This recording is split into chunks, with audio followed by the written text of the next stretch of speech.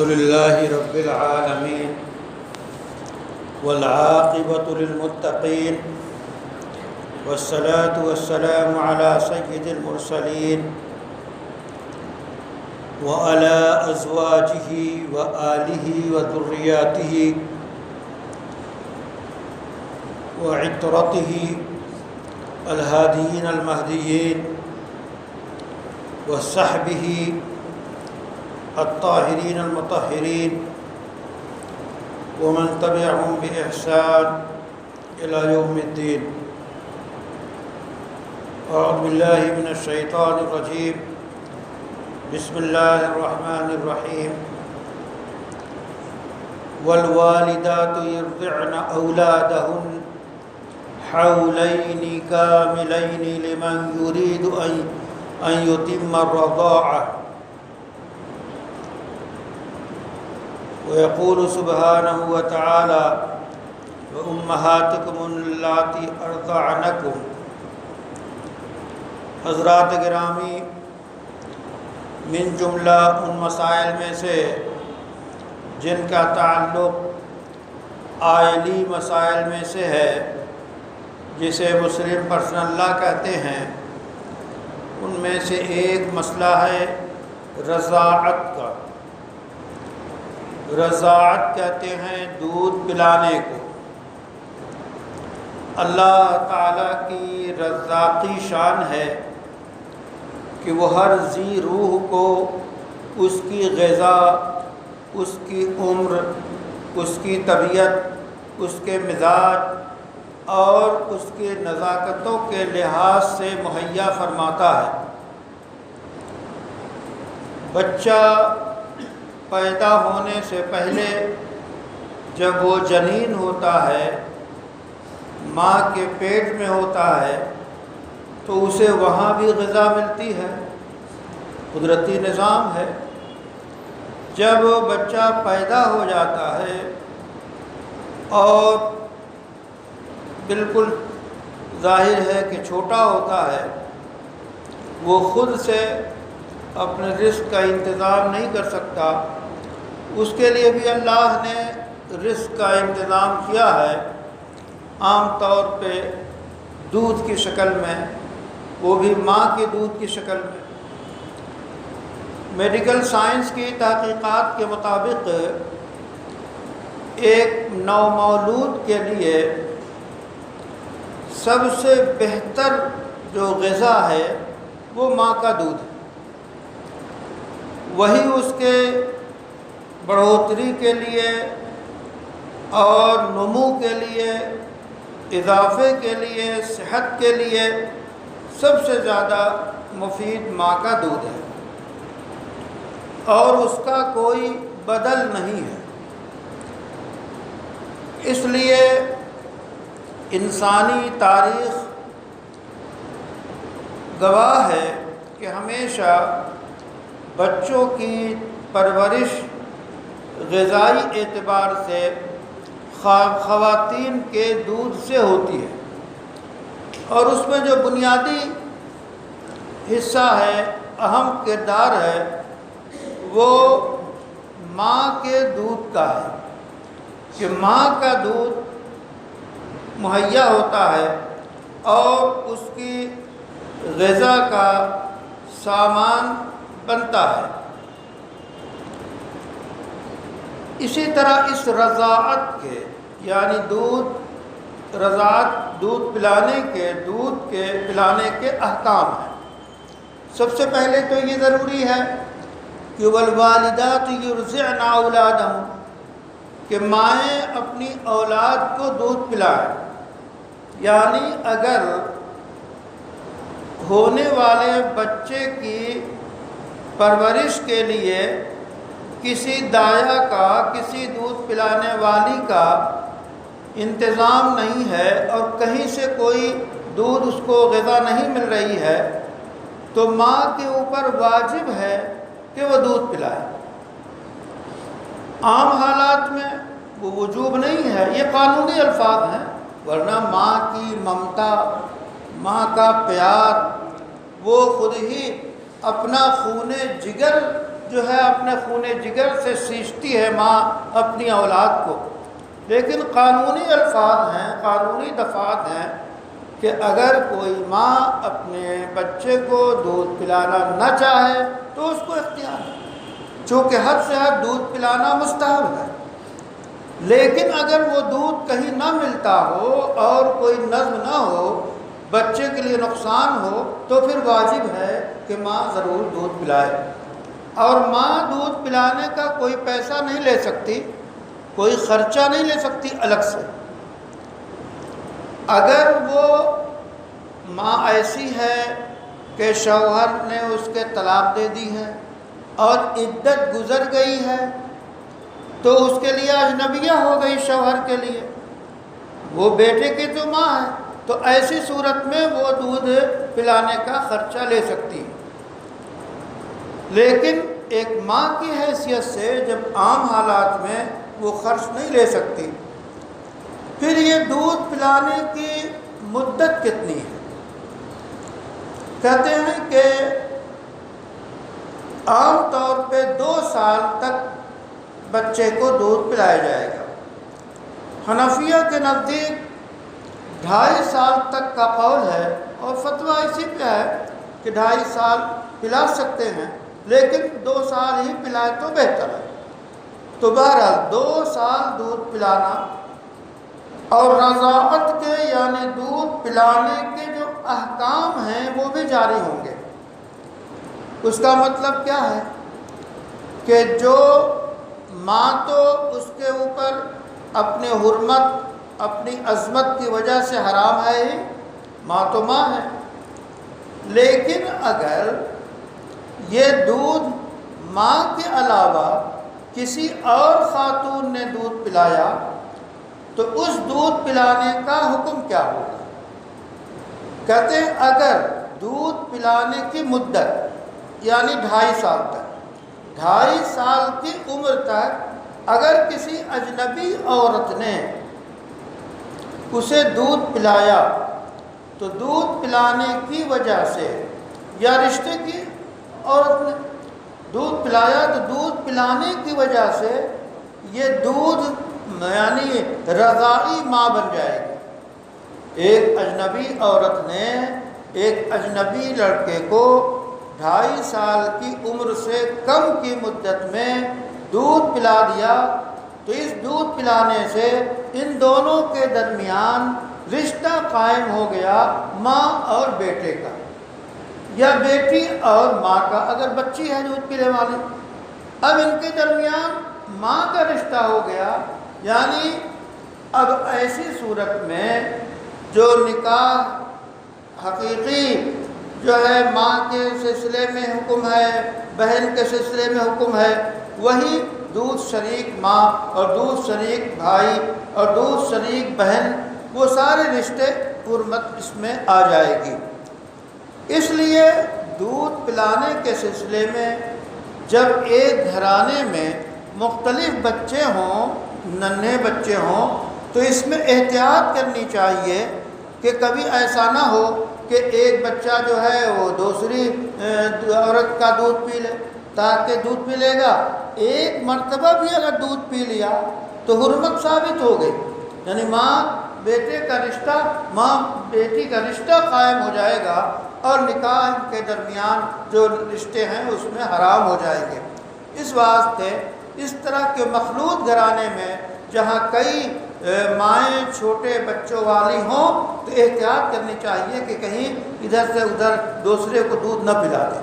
ورنہ رضاعت ثابت ہو جائے گی اور دودھ پلانے کا حکم ثابت ہو جائے گا۔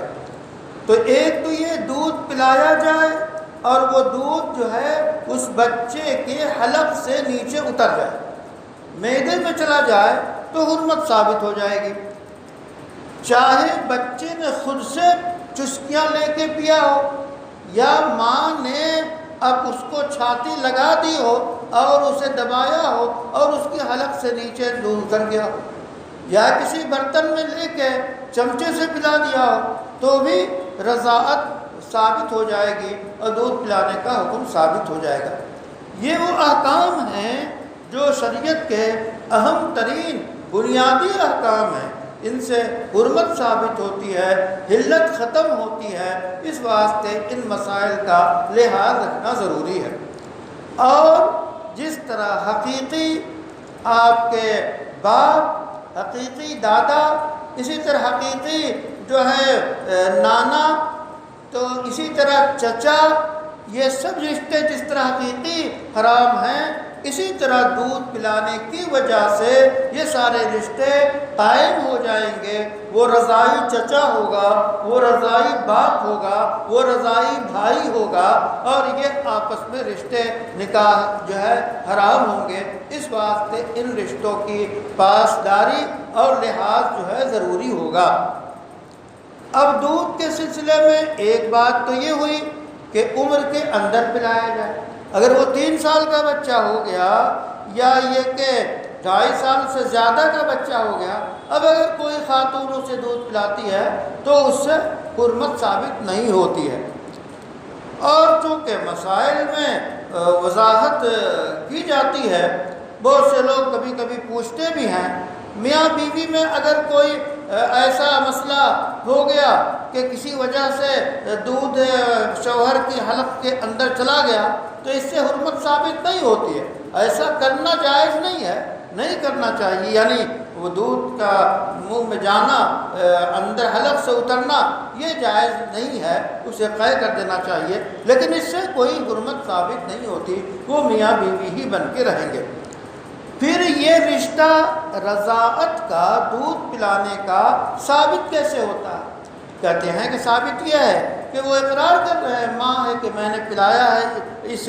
بچے کو،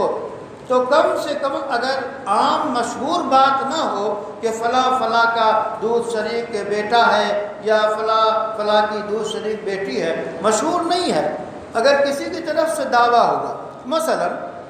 رشتہ کسی کا طے ہو رہا ہے، منگنی ہونے والی ہے، اب کسی نے یہ دعویٰ کیا کہ کچھ پتہ بھی ہے جسے دلہن بنا رہے ہو وہ تمہاری ماں کا بچپن میں دودھ پی چکی ہے، یا تم نے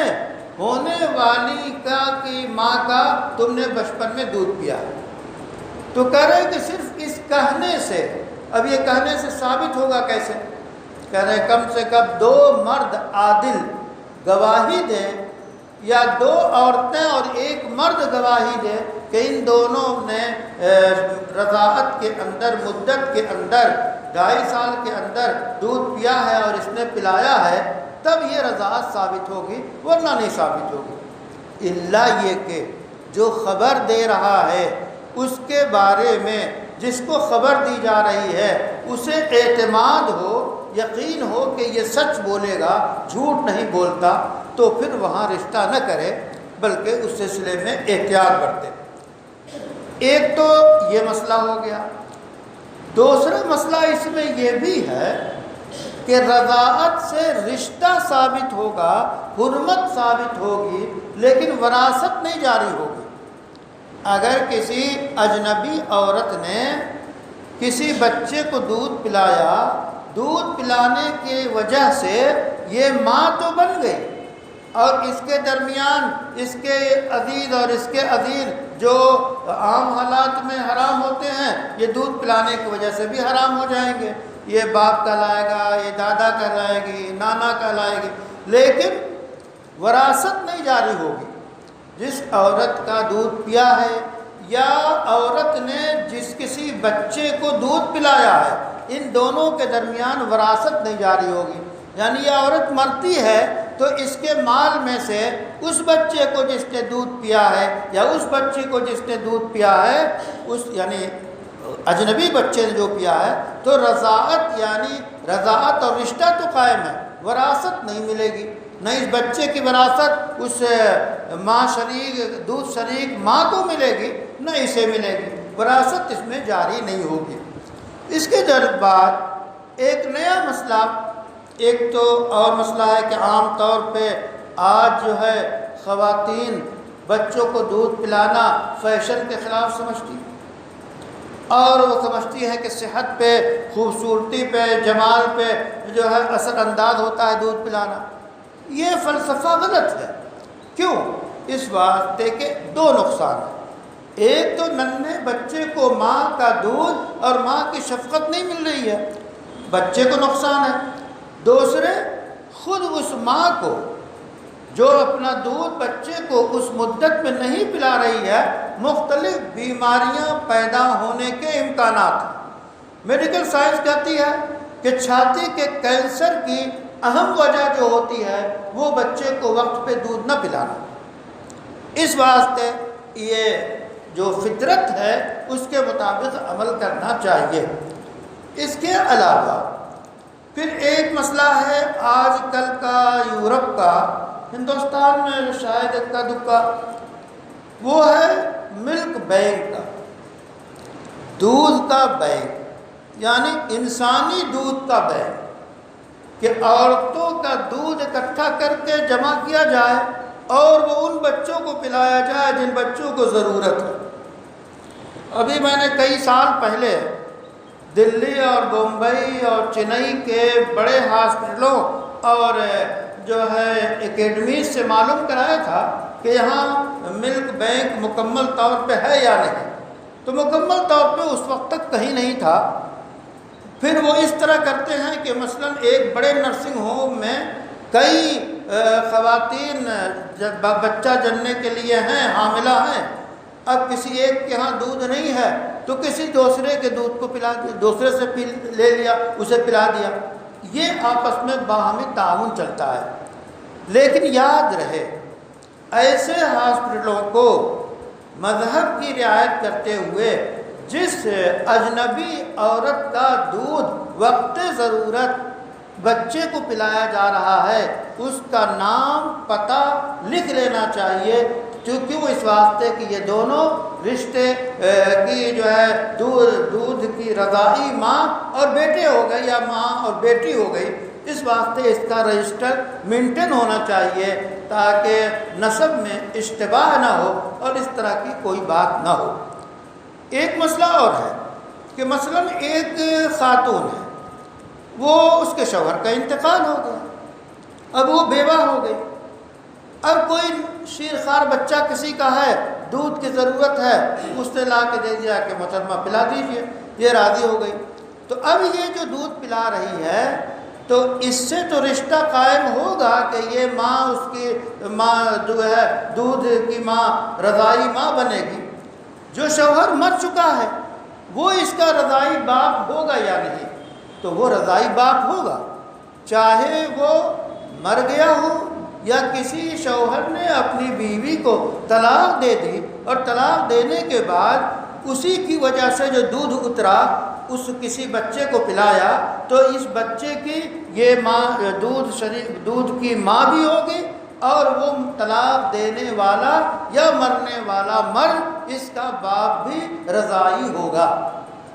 البتہ اگر کسی کے شوہر کا انتقال ہو گیا یا کسی نے طلاق دے دیا یا جو ایسی صورت میں